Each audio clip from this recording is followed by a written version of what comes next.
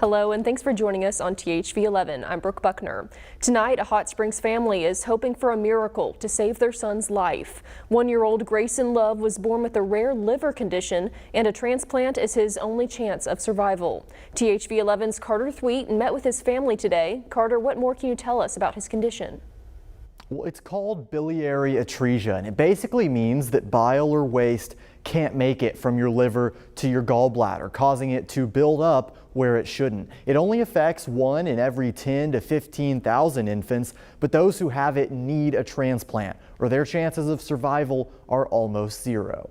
Look at him. There you go, big boy. Grayson Love is, for the most part, a totally normal kid, according to parents Isaac Love and Laura Griffin. He loves his toys, he's always smiling and loving on his baby sister. He even has a second birthday coming up. He can walk in a room with a lot of people and light everybody's face up. He brings joy, peace, and pride to everybody. But the one thing that's different, they noticed a couple of months after Grayson was born. He had a temperature of 102 and, after being rushed to the ER, was diagnosed with biliary atresia. Grayson's been in the hospital numerous times due to hemoglobin, high liver enzymes, the jaundice in him, the extension in the belly. Without a transplant, his chances of survival are low. It's not a full transplant, just a partial one, from somebody whose blood type is O positive or O negative. Basically, if Grayson doesn't get a transplant, he does not have a chance at living. Laura wants to donate but isn't able because of a past cancer. Come on, guys.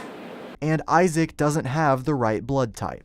I just pray right now that he gets a transplant because I couldn't imagine a life without him.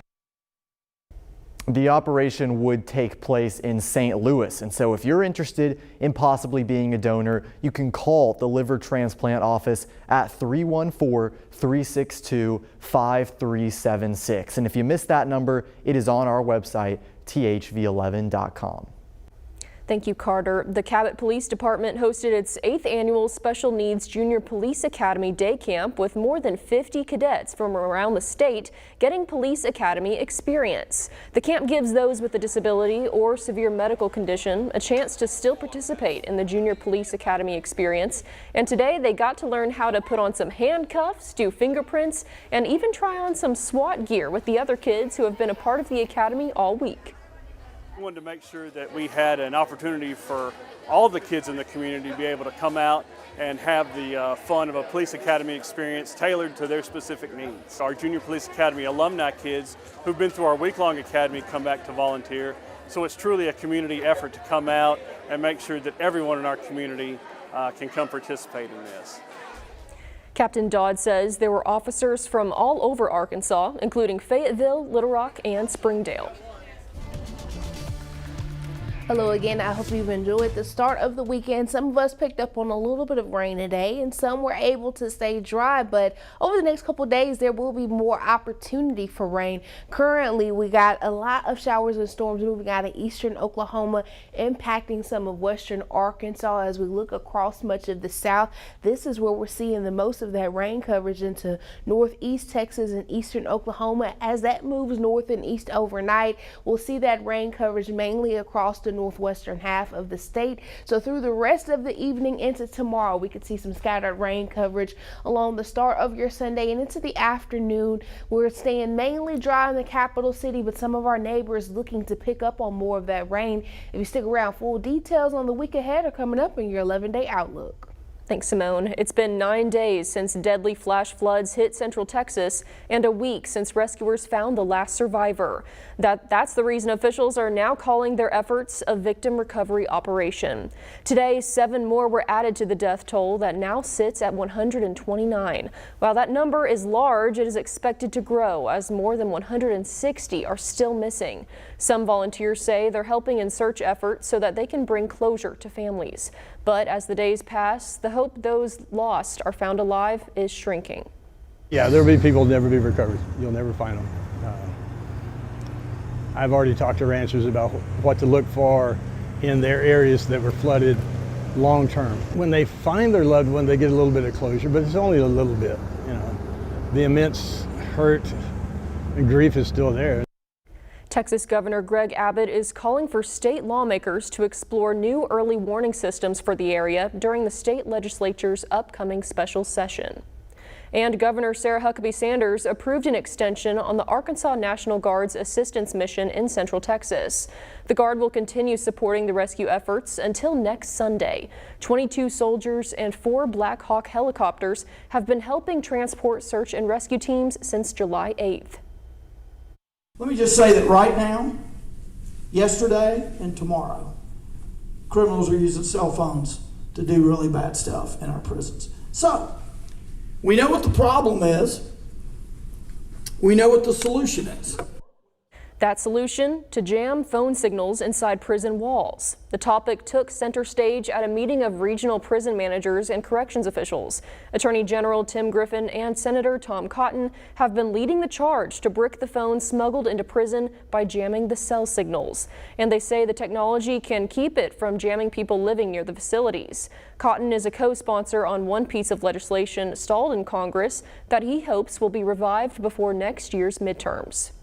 As Arkansas prepares for a ban on certain hemp products, regulators are working with members of the industry to get ready. The products in question are those that contain substances like Delta-8 and Delta-9, which are often considered dangerous for their intoxicating nature.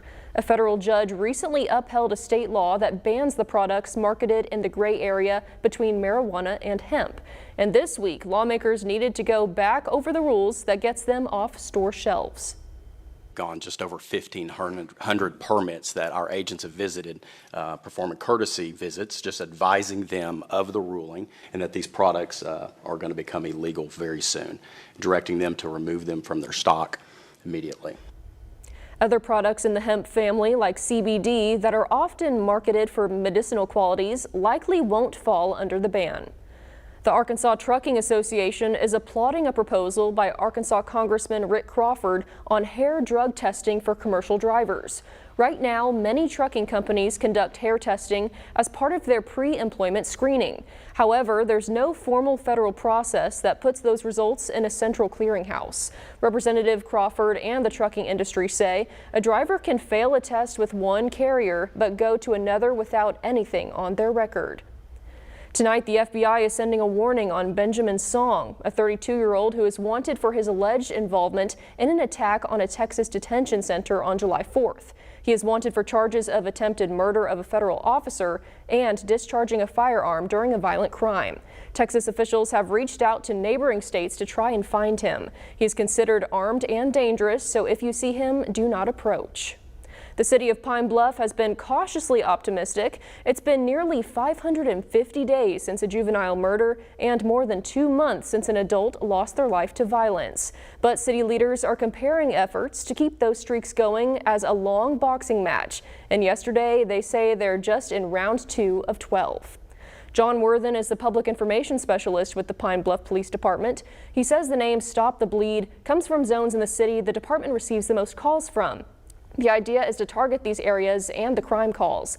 While there are some metrics that are down, aggravated assaults and residential burglaries are up. The remaining 10 pounds of the initiative will be spread out throughout the rest of the year. There is also a national night out with the Pine Bluff Police Department scheduled for August 5th at 6 p.m. Today, President Trump issued new threats in his global trade war, taking aim at 2 more of America's biggest trading partners. CBS's Willie James Inman has more. In a letter sent to the president of the European Commission, President Trump blamed deficits and what he considers unfair trade practices as the reason for threatening 30% tariffs on goods from the European Union. The president also hit Mexico with a new 30% tariff threat after accusing the nation of not doing enough to stop drug cartels. Trump says the new rates will go into effect on August 1st. This follows letters sent to the leaders of nearly 24 countries threatening new tariffs starting August 1st. That includes Canada, which President Trump slapped with new 35% tariffs, while also reviving his unsupported claims about fentanyl entering the U.S. across the northern border. The Canadians, though, pushing back. Canada is the only country on earth, along with China, that has imposed so many counter tariffs. So we have had already a very strong response. The notices from Trump come in the middle of ongoing trade negotiations. So far, the president has only announced frameworks with a handful of nations. The administration says it's focused on changing the status quo. If you look at some of these trade deficits, they're massive. They're massive. This should have been done a long time ago. President Trump's finally done it. And I think countries understand that. Some Democrats say Trump's latest tariff threats fuel economic instability. That is only driving more uncertainty, more instability within the American stock market, with the American consumers and American companies, really hurting American small businesses.